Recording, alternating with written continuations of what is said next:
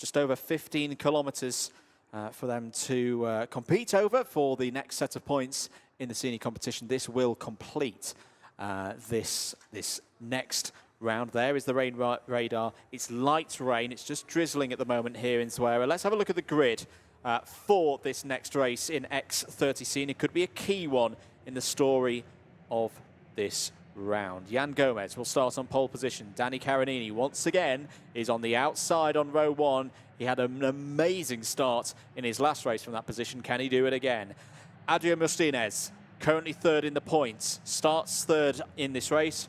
Patrick Ogrodovchik starts alongside on that second row. Christian Caballero and Clement Outron start on row 3. Thibaut Ramicas and Mathis Barber start on row 4. Gus Lawrence and Clovis Nugaretz complete the top 10 there on row 5. Reimer Blanc and Eloy Gonzalez start on row 6. Eduardo Dominguez and Alexi Constant start on row 7. Finn McLaughlin and Robbie McLaughlin form up an all-Irish row there on row 8. Conor Grant, another Irish driver, is on row 9 and is joined by Natalia Granada. Sem van der Heyden starts on row 10 alongside Matthias van der Kerkhoff.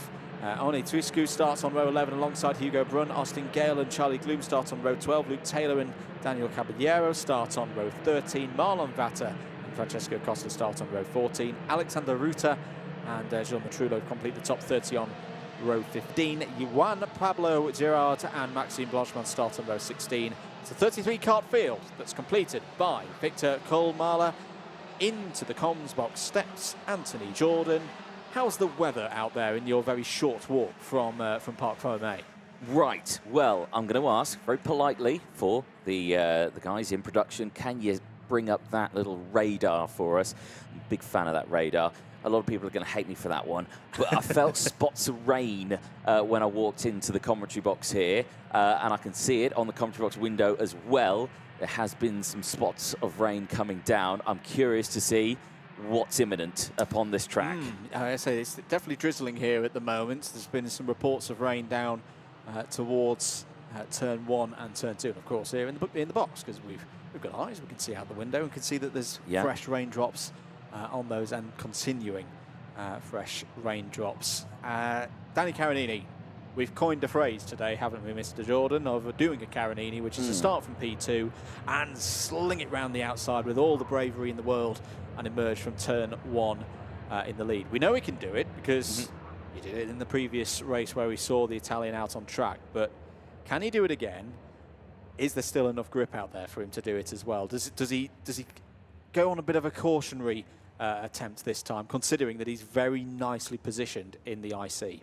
Yeah, no, I will completely agree. It's you know, there's a fine line between this. I think he's going to go full send. He's got brand new set of tyres on his left-hand side of his wagon. There's no doubt in my mind he's going to go absolutely full send on this one. Into the tram lines. We're going around again, ladies and gents. Another attempt to field 2 spread out there. And our race director, Martin Bean, sending them around one more time. There we go. They're teasing us, ladies and gentlemen. They're teasing us. And in that meantime, the rain continues to trickle down. And it's trickle is the word. It's not particularly heavy at the moment. And based on what we saw earlier on this afternoon when the minis were out on circuit in similar conditions, not enough rain, I would say, from the warmth of the driver comms box to need a treaded tyre. It's I say, looking around down towards the south, I think it's the clearest it's been towards the south of the circuit all day. It's clearly sunny over there. We can see the windmills off in the distance in the hills, but then we look to our right and towards the west. They are probably the darkest clouds that we've seen so far today. Yes, that is a shot over to where's that?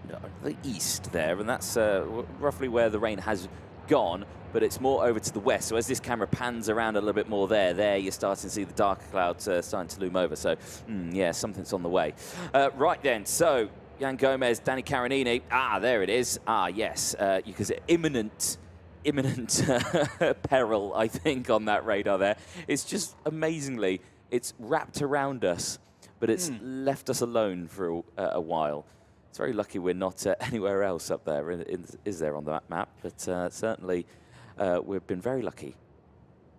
Very lucky so far indeed. Right, under starters orders once again. Jan Gomez will take it from pole position. Danny Carinini alongside there, grid 2. Into the tram lines we go. 9 laps to sort this one out. Green and racing. Good start for those on the pole side of the grid, particularly for Martinez. Here comes Carinini. He didn't take the lead, but he fought back there, going for second place around the outside of Martinez, but it's Gomez who leads off of turn 2 for the first time. Carinini comes through. Had to really fight there for that position. Martinez is back down the inside as they go through turn number 4. The bravery of the Italian comes to the fore once again, and he's gone round the outside of Gomez. He's gone round the outside of Jan Gomez on the run down to turn 5, and it's the Zanchi Motorsport cars in the lead once again. Yep, nicely done. Well calculated all the way through that first sector.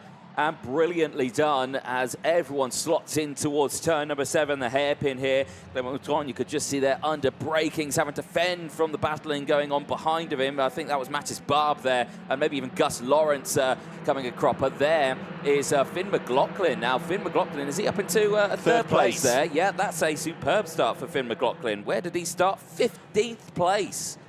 What a start there. Massive start. This has been, well, 2 drivers that we saw competing at the front a few weeks ago. We know they're in good form. His top 3 are all in good form. Carinini, Martinez and McLaughlin. McLaughlin's trying to find a gap perhaps past Martinez there for second place, and he's going to go down the inside into turn 4 full of confidence.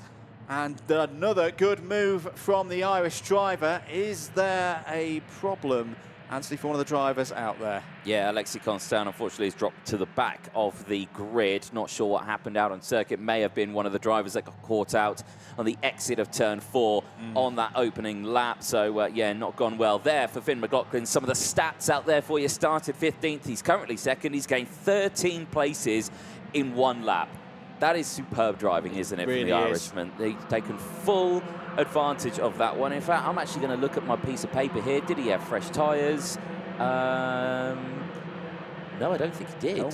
Oh, no, he did. He did. He had fresh tyres on the left-hand side of his kart. So, yeah, brand new tyres on the left-hand side. So that will have benefited him here. But it's the same for Carinini. Carinini's also got a fresh set on the left-hand side as well. It's impressive to say. We've seen drivers come flying through the field, but it's often when they've got new boots on all 4 corners. So, yes, he's got 2 new tyres on the left-hand side, but that's still very impressive stuff. And I think this is the first time, probably this whole weekend, including the timed qualifying, that we now hopefully see the real Finn McLaughlin. He's been stuck in the midfield. It was one of the drivers compromised in Group 4 qualifying. Do we now see that turn of speed that we saw in Valencia, where he was a proper contender for the win? It didn't end up going his way. But will the real Finn McLaughlin now stand up? He's trying to close in. It's purple through through the second sector there. He's got a chance here of closing down Carinini. Carinini has not got his customary 1.5 second gap that he's normally had at this stage of the race in previous rounds. Yeah, no, exactly. He has got a bit of pressure here now from McLaughlin as we go into this race, but Danny Carinini still in a good spot here. He's 2nd in the overall intermediate classifications, only 6 points to his name. So if he did lose a position here to Finn McLaughlin, not the end of the world. No. He's in a prime opportunity. He doesn't need to really worry in the long game of things, but I'm sure it's like a, you know, as a racing driver, you're never going to give up first place easily, are you? No, and particularly as someone in the form that the Zanchi Motorsport pilot is in. On the points front, I actually think the bigger concern is the man in 3rd, because Martinez is his closest competitor in the intermediate classification at the moment, and McLaughlin. Oh, I say that McLaughlin's got very deep. Quite a few drivers going deep through turn number 8. They're all getting it back together. Gus Lawrence is on a charge here as well. Spoke to him at the start of the weekend. It's his first time here at Zweira, running a program with the long calendar of the year in mind. PF International Karting entry. He's gained 5 places in the hands of Gus Lawrence, running very nicely indeed. Yeah, more drivers who have made moves as well. Austin Gale, one of them, up to P11, 12 places gained, the same as Luke Taylor, also 12 places gained up into P13. So they're all making these moves here now. as we continue to watch this battle here. There is Thibaut Ramekers. He's got Conor Grant and Jan Gomez just behind. Gomez having to go defensive, or Conor Grant, sorry, having to go defensive there. Ola Gonzalez starting to close in as well, as Ramekers is on the charge here towards Clement Outron. Outron not able to get the start I think he wanted. He got caught out a little bit after starting in that third row on the outside row going into turn one at the start of this race. But at the moment, just pushing as hard as he can. But you can just see everyone just slotting into place there. There you can see the 349 just making moves, trying to get through this field as well. So Clovis Nogueira also having a superb start to his race, starting this one from P10 up 2 places into P8. So sector times between the top two, very evenly matched. Danny Caronini controlling the gap at the moment. It's back up to 0.7. That's a mega last sector for Caronini. Is out of the race. Is Alexei Constant. Already had a problem in the early stages of this one and will go no further than lap 5 there, fortunately for Alexei Constant. So that means we're down to 30 out there. Yep, big shame there. Well, Danny Caronini, fastest lap of the race, 104.235. Starting to, well, I would say he's opening that gap, but McLaughlin's still with him. And in fact, that gap's coming down even more. So he set the fastest lap, yet he still lost time to Finn McLaughlin. Worked that one out.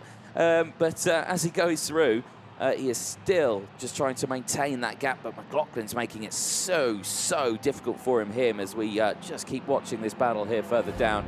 Ramekers holding on to that position. Overtake here. This was Ramekers on Clement Outron. And that is going up in towards turn number 2, right at the fastest part of the circuit. A prime place for overtaking, even more so for Ramekers with that slipstream performance that he's got. One of the fastest drivers in the flat-out parts of the circuit this weekend. 3 laps to go. Caronini still holding that gap at 0.7, slower than he normally has, but he's doing that same regime that we've seen this weekend of controlling the pace. He knows when to use these tyres.